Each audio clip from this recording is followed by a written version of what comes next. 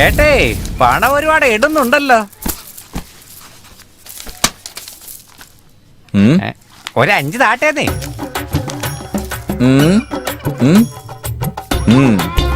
ഒരു 4 താട്ടേന്നേ. പറ്റൂല, ഒന്നേ ഉള്ളൂ. അയ്യോ 2 താട്ടെ. ഇല്ല, ഒന്നേ ഉള്ളൂ. ശരി താട്ടെ, ഞാൻ പോട്ടെ. അതെ, ഞാൻ ചോദിച്ചത് 1 ലക്ഷം അല്ലാതെ ഈ 100 രൂപയല്ല. എന്ത് 1 ലക്ഷം?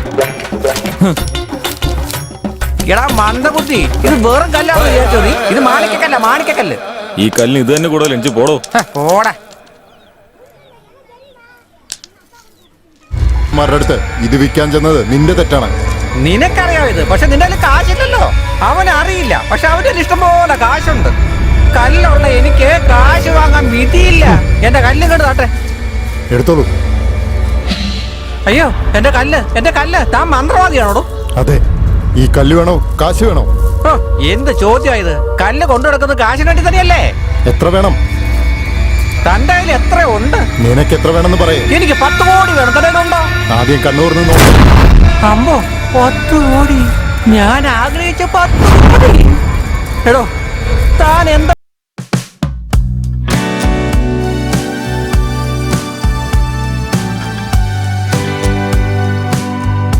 പറയുന്നത്? എടുക്കണം. എടുക്കോ? കാർത്തിക, തുലാം രാശി, വിശാഖ നക്ഷത്രം, ദൈവാംശമുള്ള ജാതകം. കുഞ്ഞിനെ നല്ലോണം നോക്കിക്കൊള്ളേ മോളെ. ശരി അമ്മേ. ദാ കൊച്ചിനെ.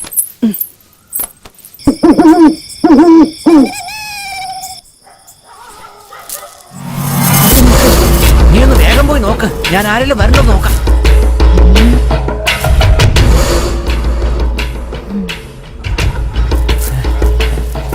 എന്താടി കൊച്ചിനെടുക്കാൻ പറ്റുമോ? ഇവിടെ ചുറ്റും ആളുണ്ട്. കുഞ്ഞിനെ എങ്ങനെ എടുക്കും? പിടിക്കപ്പെട്ട എല്ലാരും കൂടെ നമ്മളെ കത്തിച്ചു കളയും. ഏയ് എവിടെ പോവാ? നിക്ക്, ഞാനും വരട്ടെ. അയ്യോ തീ പിടിച്ചേ എല്ലാവരും ഓടി വായോ. അയ്യോ എടാ, ഒന്ന് വേഗമായോ. അയ്യോ എന്തൊക്കെയാ ഈ കാണുന്നത്? കൊച്ചിനടുത്തൊന്ന് വാടി.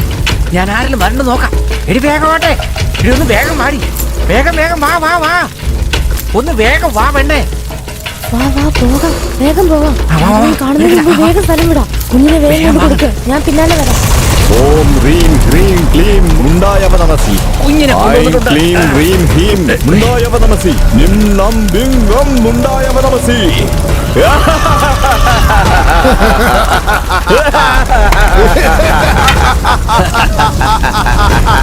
നമ്മൾ ബലി കൊടുക്കാൻ പോകുന്ന ആദ്യത്തെ കുട്ടി പിടി.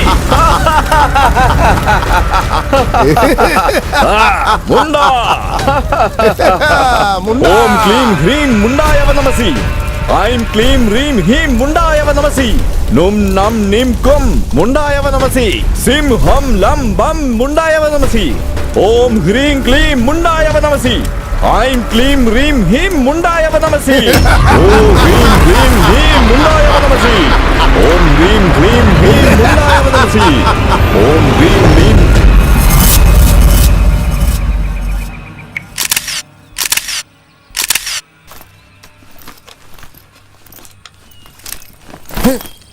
കൺവെട്ടത്തിൽ ഒരാളെ പോലും കാണുന്നില്ല ബ്രോ. ഞാൻ എന്റെ ആളെ കണ്ടു ബ്രോ. നിന്റെ ആളെ കണ്ടെന്നോ?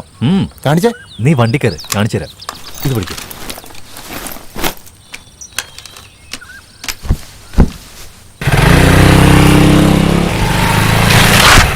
Hello madam, where is Naduvazhi house? ഇങ്ങനെയൊക്കെ ചോദിച്ചാൽ അറിയോ?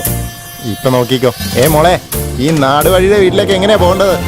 നമ്മുടെ നാട്ടില് പുതിയതായിട്ട് വന്ന് എഞ്ചിനീയർ ആയിരിക്കാം വന്നിരുന്നത്. ഈ വഴി പോകാൻ പറ്റില്ല.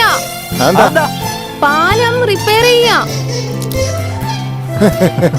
വന്ന വഴി റിവേഴ്സ് പൊയ്ക്കോ.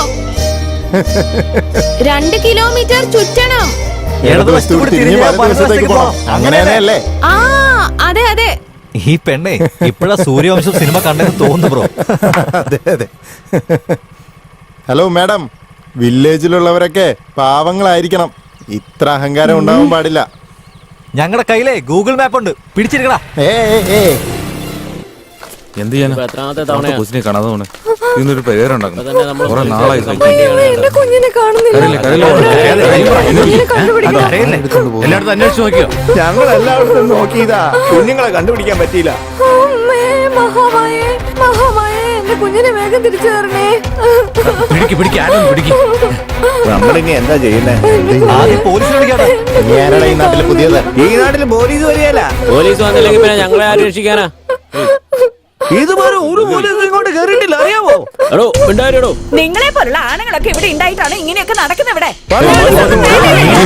സമാധാനിരിക്കെ. ഞാനൊരു കാര്യം പറയാം. മുനീശ്വരനെ സാക്ഷിയായിട്ട് വെച്ച് മഷി ഇട്ട് നോക്കാം നമുക്ക്. എന്തു പറയുന്നു? കുഞ്ഞിനെ എങ്ങനെ കാണാൻ പറ്റുന്ന നീ ഒന്ന് നോക്കി പറയണം മുനീശ്വര. എന്താ ബ്രോ, ഇവനാണ് ഇവിടുത്തെ CCTV ക്യാമറ. ഇവനെങ്ങനെ പറയും? ഇപ്പൊ കുട്ടി എവിടെയുണ്ട്?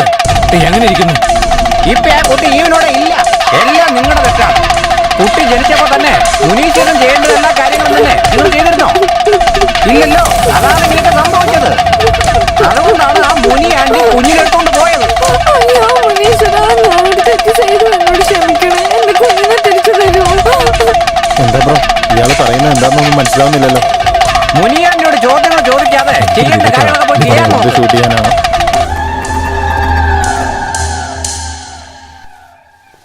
നമസ്കാരം സ്വാമി. നമസ്കാരം. കല്യാണം കഴിഞ്ഞ് ഒരുപാട് വർഷമായി. കുട്ടികളില്ല. കുറെ മരുന്നുകൾ പരീക്ഷിച്ചു നോക്കി, ഒരു ഫലവുമില്ല.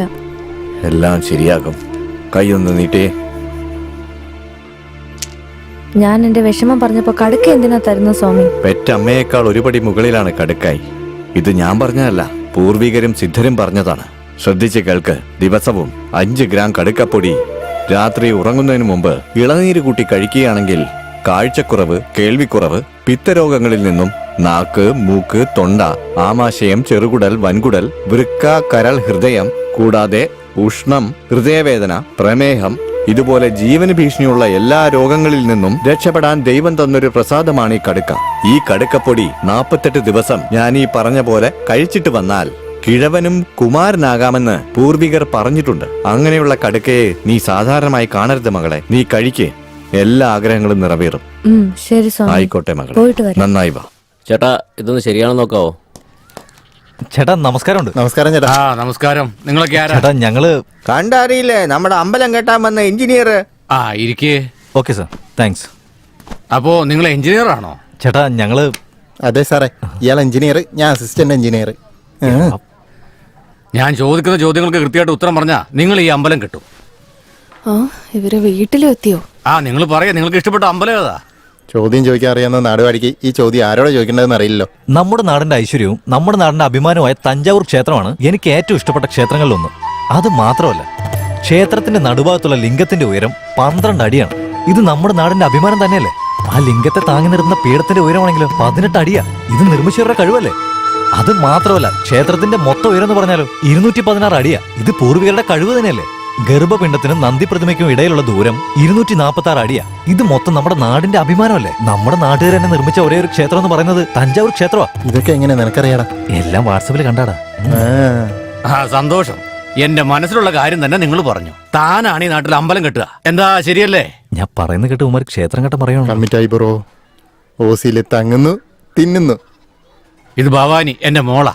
മദ്രാസിലാ പഠിച്ചത്. ഈ പെണ്ണാണോ? അതുകൊണ്ടാണ് നിങ്ങൾക്ക് അഹങ്കാരം. മോനെ, ദേവിയുടെ അനുഗ്രഹം എന്തായാലും ഉണ്ടാവും. ധൈര്യമായിട്ട് നിങ്ങൾ അമ്പലം കെട്ടിക്കോളൂ. ആ മോളെ, വേലുണ്ട് എന്ന് താക്കോല് വാങ്ങി ദാ ഇവരുടെ കയ്യിലോട്ട് കൊടുത്തോളൂ. ശരി അച്ഛൻ.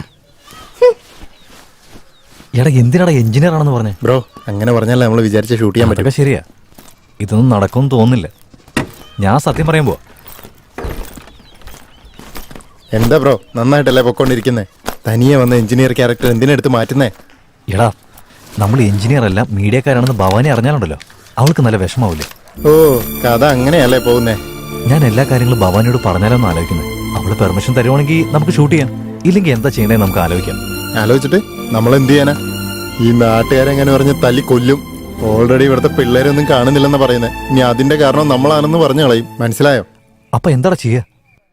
ഓ, അച്ഛൻ ദേവിക്ക് അമ്പലം പണിയാൻ പറയുന്നു, നീ അയാളുടെ മോളെ കെട്ടണമെന്ന് പറയുന്നല്ലേ? മീഡിയക്കാരാണോ നിങ്ങള്? ഈ കാര്യം എന്റെ അച്ഛൻ അറിഞ്ഞോണ്ടല്ലോ നിങ്ങളെ രണ്ടുപേരെയും കൊന്ന് കുഴിച്ചു മൂടും. എന്താ അങ്ങനെ ചെയ്യട്ടെ?